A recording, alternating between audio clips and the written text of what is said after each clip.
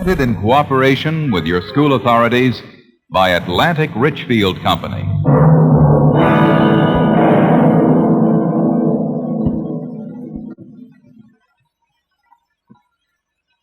(1949), Madame Chiang Kai-shek speaks. Russia will never know one day of peace in China. Russia will never own China.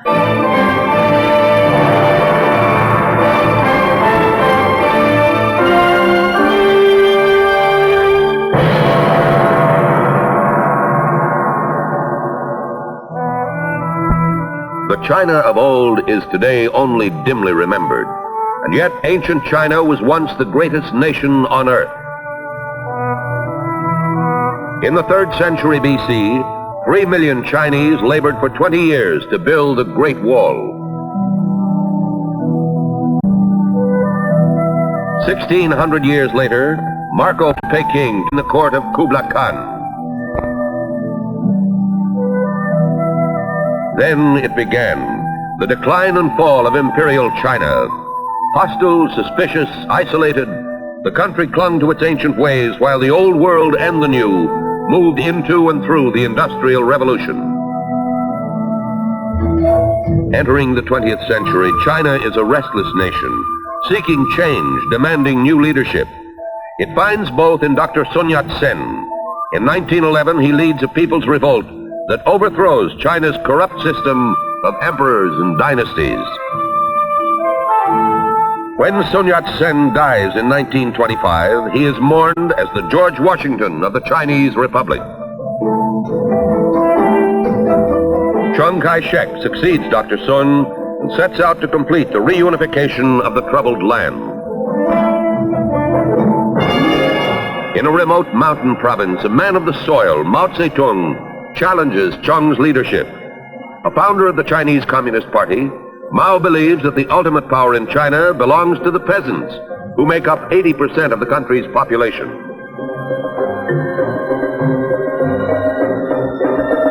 And so, says Mao Tse-tung, China's communist revolution must take root in the countryside and then sweep over the cities.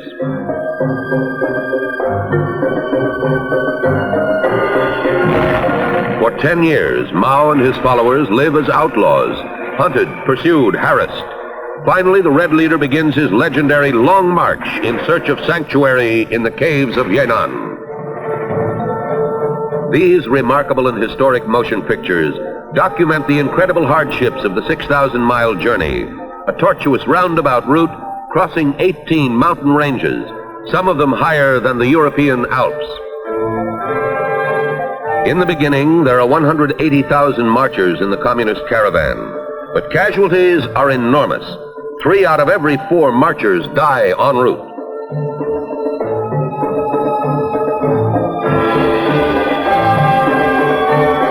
The survivors press on, and Mao himself is on hand to welcome them. There are only a handful of communists in the mountain sanctuary, but they will grow and multiply, reach out and conquer. For Chiang Kai-shek and nationalist China, the sands of time are running out. And yet the nation, its cities, and its people reflect little of the unrest and uncertainty that cast their shadows from within and without. Shanghai, 1937. The blow falls. Japan strikes. In China's life and death struggle, Chiang Kai-shek embraces an old enemy, Mao Tse-tung, as a new ally.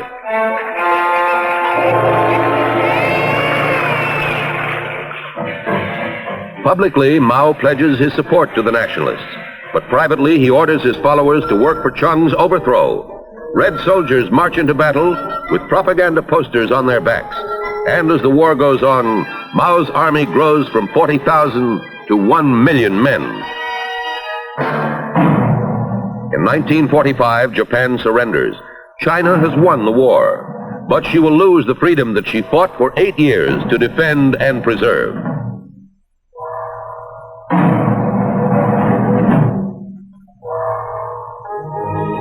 Post-war China is a nation ravaged by battle. People eat grass. Hunger and misery are deeply etched in every face.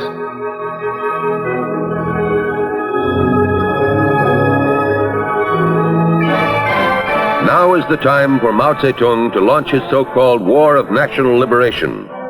The communist forces are armed with captured Japanese equipment, stockpiled in Manchuria, and seized with Russian assistance.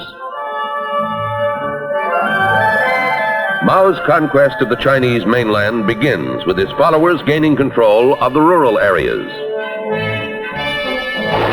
Then, one by one, the major cities are surrounded and isolated, engulfed and occupied. Mukden falls on October 30th, 1948. Peiping on January 22nd, 1949. Shanghai, May 25th, 1949.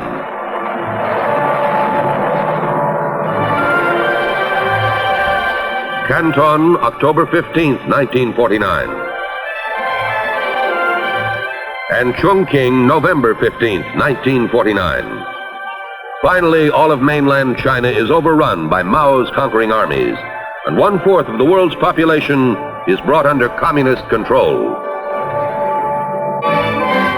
Mao Tse-tung has done in 4 years what the Japanese could not do in 14. The Red Leader and his legions march in triumph into the old nationalist capital of Shanghai.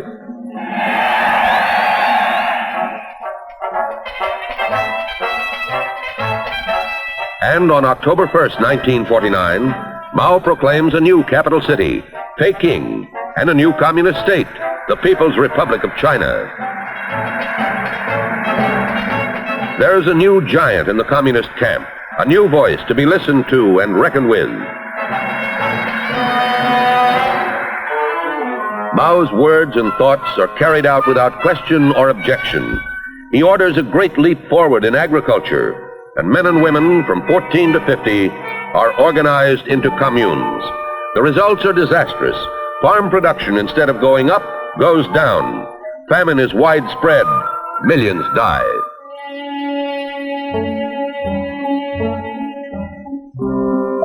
Mao needs financial and technical assistance, so he goes to Moscow.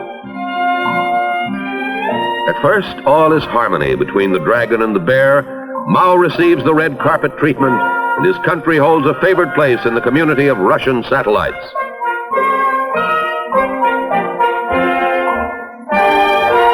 It is not long before the two giants sign a 30-year treaty of friendship, alliance, and assistance. Each country promises not to join any coalition against the other, and both agree to consult regularly on matters of mutual concern.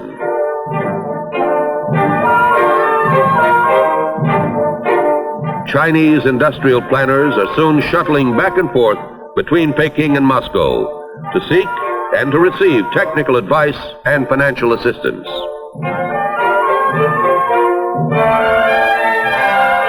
Together, the dragon and the bear control the lives of more than 1 billion people, 1 out of every 3 persons living on the earth.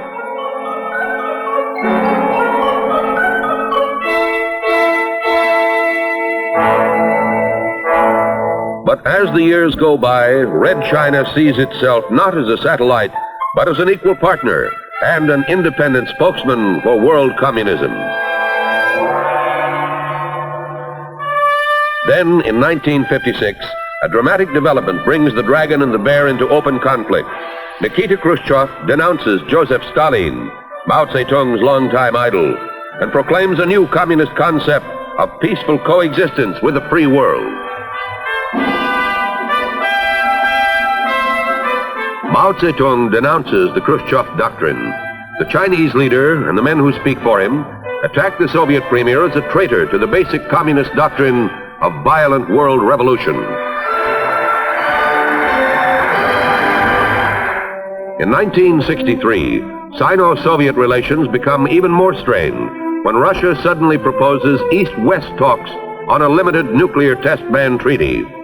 Agreement is reached within a week on ending atomic testing in the atmosphere, outer space, and underwater. Secretary of State Rusk signs for America. Foreign Minister Gromyko for Russia. And Foreign Secretary Lord Hume for Great Britain. Red China denounces the treaty and attacks the Soviet Union as a turncoat and a betrayer of the revolutionary spirit. Storming the Russian embassy in Peking, Chinese Red Guards drive an even deeper wedge between the dragon and the bear. The demonstrations are so violent, the feelings so intense, that the families of embassy personnel must be sent home to Moscow.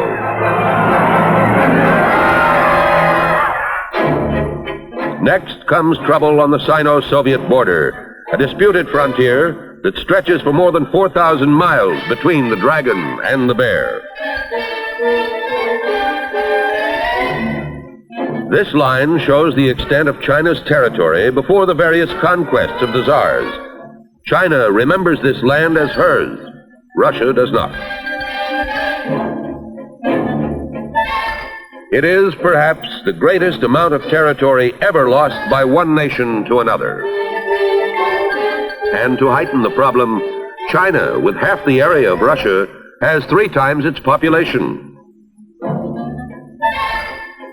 In search of a solution, Premier Kosygin comes to Peking, but he apparently is no more successful than Nikita Khrushchev in healing the breach between the dragon and the bear.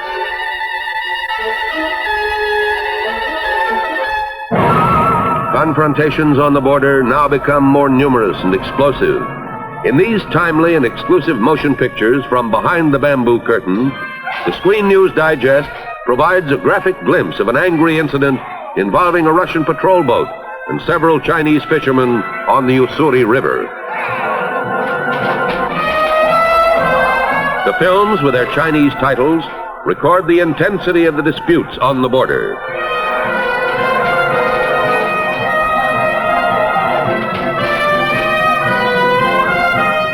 A 1.5 million Soviet troops are reported on the Sino frontier, and tensions and incidents have repeatedly erupted into bloodshed. Here, Chinese demonstrators confront, shout at, and advance on Russian troops on the Amur River. Once again, according to the Chinese commentary, the Soviets are trying to drive the Chinese fishermen from a river island.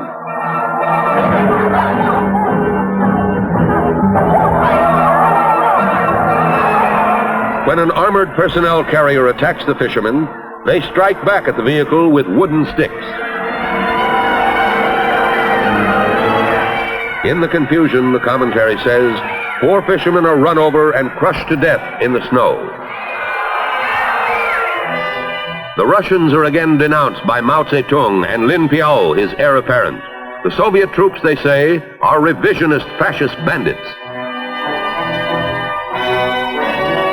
It is 20 years since the People's Republic of China was first proclaimed with the blessings and support of the Soviet Union.